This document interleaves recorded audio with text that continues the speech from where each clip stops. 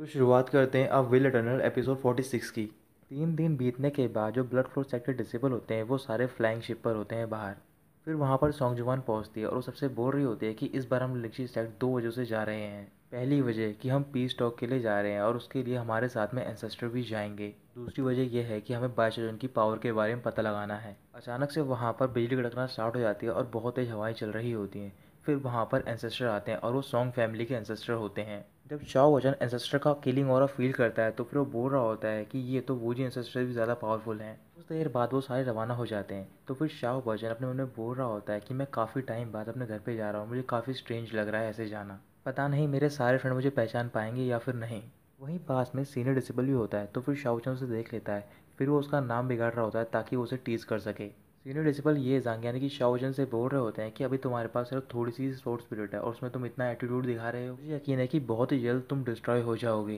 शाओजन बोल रहा होता है क्या तुम फॉर्चून टेलर हो? अगर मेरी स्पीड कम है तो फिर इतनी तो है कि मैं तुमसे पहले नहीं मरूंगा, मुझसे पहले तुम मारे जाओगे। वैसे भी अगर मैं चाहूँ तो फिर मैं तुम्हें एक फिंगर से एशेज में चेंज कर सकता हूँ। तभी सीनियर डिसिबल शाओजन के पास जाता है और गुस्से में उसका कॉलर पकड़ लेता है। तो फिर वहीं पास में सॉन्ग जुआन भी बैठी होती है। फिर वो उन दोनों को दूर कराती है और शाओजन से बोल रही होती है कि तुम मेरे पास आकर बैठो। शाओजन उसके पास जाता है बैठने के लिए बट वो सॉन्ग जुआन से काफ़ी दूर बैठा होता है। सॉन्ग जुआन पूछ रही होती है क्या तुम्हें डर है कि मैं तुम्हें खा जाऊंगी, तुम मेरे पास क्यों नहीं बैठ रहे हो?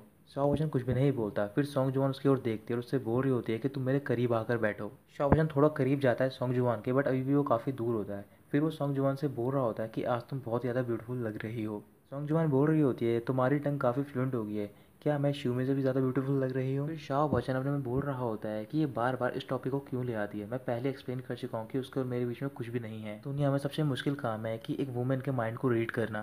तभी एक डिसेबल चिल्लाकर बोलता है कि हम शूटिंग स्टार वैली में आ गए हैं। सॉन्ग जुआन बोलती है कि ये लिंक्सी सेक्टर का रियल आम है तो फिर सारे स्टूडेंट अलर्ट में रहो। शाह बच्चन उठता है और शिप के नीचे देख रहा होता है। फिर उसे याद आ रहा होता है कि उसने पहली बार यहाँ पर अपनी पावर शो की थी और आज भी वो जगह बिल्कुल डिस्ट्रॉय जैसे कि वो पहले शाह बच्चन ने कर दी थी। कुछ ही देर बाद वो लिंक्सी सेक्टर के बाहर पहुंच जाते हैं। फिर वहां पर 2 शिप आते हैं जिनमें कि लिंक्सी सेक्टर के डिसिपल्स होते हैं। एक शिप पर बी हानले होता है और वो लिंक्सी सेक्टर डिसिपल से बोल रहा होता है कि तुम सबको ब्लड फ्लो सेक्ट के मुंह पर नजर रखनी है। वहीं पास के माउंटेन में वानर खड़ी होती है। फिर वो शाओजन की ओर देख रही होती है और बोल रही होती है कि मुझे नहीं पता था कि तुम ब्लड फ्लो सेक्ट में चले गए थे। जैसे ही वो शाओजन की ओर घूर कर देखती है तो फिर शाओजन को एक ऑरा फील होता है बट वो पता नहीं लगा पाता कि ये किसका ऑरा है। वो सारी शिप्स ओशन के ऊपर से गुजर रही होती हैं तभी वहाँ पर एक तूफान आता है और वो सारी शिप्स हिलना स्टार्ट कर देती हैं। एंसेस्टर ने अपनी आंखें बंद कर रखी होती हैं। जैसे ही वो अपनी आंखें खोलते हैं तो फिर वो सारा तूफान थम जाता है। इसके बाद वो शिप से बाहर जाते हैं और वो वहाँ पर लिंची सेट के एंसेस्टर से मिलते हैं ली जिमो। फिर वहाँ पर लिंची सेट की एल्डर मी शांगी पहुँच जाती है अपने डिसेबल के साथ ताकि वो उन सबका वेलकम कर सकें। सॉन्ग जुवान मी शांग से बोल रही होती है कि मैंने लिंची सेट के बारे में बहुत सुना है कि ये बहुत ही ज़्यादा ब्यूटीफुल है और मैं उसे देखना चाहती हूँ आज। तभी लिंची सेक्टर डीसी पर ये जांग यानी कि शाओजन की ओर देखता है और सबसे बोल रहा होता है कि इसका नाम ये जांग है और इसे सारे लोग डेविल बोलते हैं। सॉन्ग जुआन मीशांग से बोल रही होती है कि मैंने सुना है कि आपके सेक्टर जितने भी डिसिपल है वो सारे बहुत ज़्यादा टैलेंटेड हैं और आपके एक डिसिपल ने तो एबेस ऑफ फॉलन स्वॉर्ड में फाउंडेशन बैटल भी जीत ली थी। ये जांग यानी कि शाओ वोशन लिंची सेक्टर की शिप की ओर देख रहा होता है। वहाँ पर शाओ में और जाओ शनकी भी होती है। तो फिर शाओ में ये जांग से डर जाती है और वो शाओ शुनकी के पास चली जाती है। दोनों के पास में जांग दाही खड़ा होता है और वो ये जांग की ओर देखने लग जाता है और वो बोल रहा होता है कि जो उसका ऑरा है वो काफ़ी मर्डरस है और ये परवर्ट भी है। तभी ये जांग यानी कि शाओ वोशन जांग दाहे की ओर देख कर मुस्कुराने लग जाता है। तो फिर जांग दाहे को लग रहा होता है कि ये उसका मजाक उड़ा रहा है।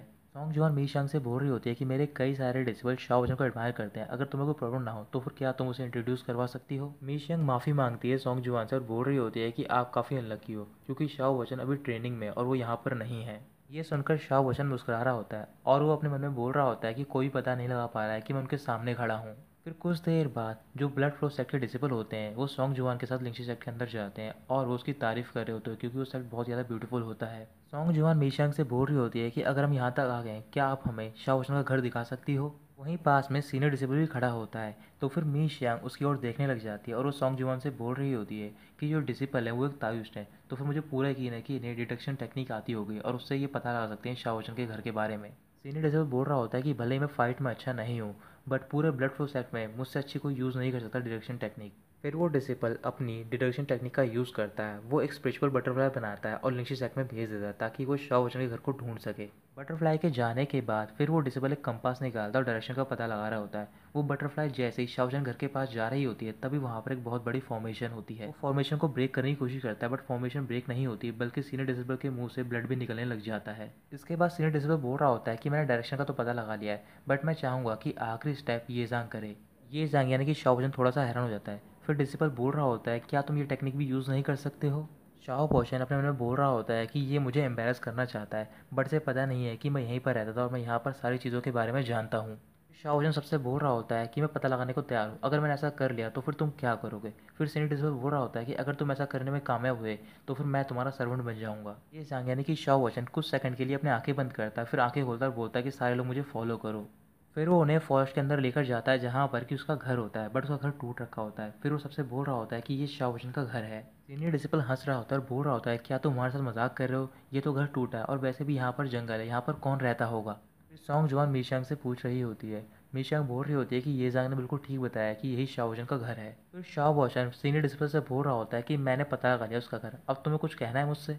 सीनियर डिसिपल बोल रहा होता है कि मैं तुम पे यकीन नहीं कर सकता, ये सिर्फ एक तुक्का है और क्यों ना हम दोनों एस्टिमेटिंग मेथड यूज़ करें और एक दूसरे से कंपेयर करें। शॉपचन मान जाता है। फिर सीनियर डिसिपल अपनी टेक्निक यूज़ करता है और वो बता रहा होता है कि ये घर रिफाइनिंग की वजह से टूटा है और यहाँ पर एक मिस्टीरियस ऑरा भी है। फिर ये जांग यानी कि शॉपचन उन सबको अपने साथ लेकर जाता है और वो उस जगह पर जा रहा होता है कि जहाँ पर शॉपचन प्रैक्टिस करता था। फिर वो उन सबको मिडिल पीक पर लेकर जाता है जहाँ पर कि स्पिरिचुअल ट्री होता है और सबको बता रहा होता है कि ये ट्री शॉपचन के लिए लगाया गया था ताकि वो सेफली यहाँ पर वापस आ जाए। तभी सीनियर डिसिपल वहाँ पर एक बहुत ही बड़ा स्टैचू देखता है बट उसका हेड नहीं होता। तो फिर वो ये जांग यानी कि शाओ बच्चन से बोल रहा होता है कि अगर तुम पता लगा लोगे कि ये इसका स्टैचू है तो फिर मैं तुम्हें मान जाऊँगा। फिर शाओ बच्चन स्टैचू के पास जाता है और सबसे बोल रहा होता है कि ये स्टैचू इस जगह पर बना गया है, इसका मतलब ये किसी इंपॉर्टेंट पर्सन का होगा जिसने कि अपनी जान दांव पर लगाई होगी और सेक्ट के लिए फाइट भी की होगी। भले उस पर्सन से मैं अपनी सेम फीलिंग शेयर तो नहीं करता हूँ बट मैं इतना बता सकता हूँ कि वो पर्सन काफ़ी लविंग और वाइस होगा। वो पर्सन आगे आने वाली फ्यूचर जनरेशन के लिए रोल मॉडल होगा और मुझे लगता है कि वो लिंक्शी जेड का नोबल डिसिपल बाय शाओशन ही होगा। ये बात सुनते ही जाओ शिनकी, मी शियांग, जांग दाई और शाओमी चारों चौंक जाते हैं और वो पूछ रहे होते हैं कि तुम्हें कैसे पता है कि ये स्टैचू बाय शाओशन का है। सीनियर डिसिपल परेशान होकर ज़मीन पर बैठ जाता है और वो बोल रहा होता है कि मैं इतने सालों से ट्रेनिंग कर रहा हूँ बट इसने मुझे पीछे छोड़ दिया। सॉन्ग जुवान मुस्कुरा रही होती है और सबसे बोल रही होती है कि भले ही बाय शाओशन ने फाउंडेशन बिल्ड कर लिया और वो बहुत पावरफुल भी है बट हमारा ये जांग भी कम नहीं है। बट ये कितनी अनलकी बात है कि यहाँ पर बाय शाओशन नहीं है, अगर वो यहाँ पर होता तो फिर वो दोनों एक दूसरे से सीख पाते कुछ।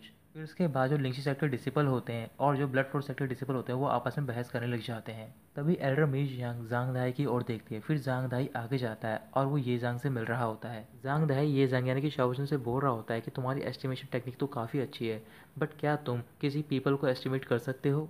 सीनियर डिसिपल बोल रहा होता है कि ये जंग ये नहीं कर सकता है क्योंकि ये सबसे मुश्किल मेथड होता है एस्टिमेटिंग टेक्निक में। शाओशन बोल रहा होता है कि ये सब करने की क्या जरूरत है। तभी जांग दाई और सीनियर डिसिपल चिल्लाकर बोलते हैं कि तुम्हें अभी करना होगा, मैं यहाँ पर तुम्हारे सामने खड़ा हूँ और तुम्हें मेरे बारे में बताना है और अगर तुम गलत हुए तो फिर तुम्हें मुझे स्पीड स्टोन देने होंगे। फिर ये जांग यानी कि शाओशन जांग दाई की चारों ओर घूमता है और उससे बोल रहा होता है कि जो तुम्हारा हेवनली प्रॉपर्टी है वो भी सेकंड लेवल की है। शेफ के तौर पर एक किचन में काम करते हो और तुम्हारे साथ में तुम्हारे ब्रदर और सिस्टर भी काम करते हैं। फिर वो उसके एक बॉडी सीक्रेट के बारे में बताता है। तो फिर ये सुनकर जांग दाई हैरान हो जाता है और बोल रहा होता है कि ये सब तुम्हें कैसे पता। फिर जितने भी डिसेबल होते हैं ब्लड फ्लो सेक्ट के वो सारे ये जांग का नाम चिल्ला रहे होते हैं और उसकी तारीफ कर रहे होते हैं और जो सॉन्ग जुबान होती है वो उसकी तरफ देखकर ब्लश करने लग जाती है।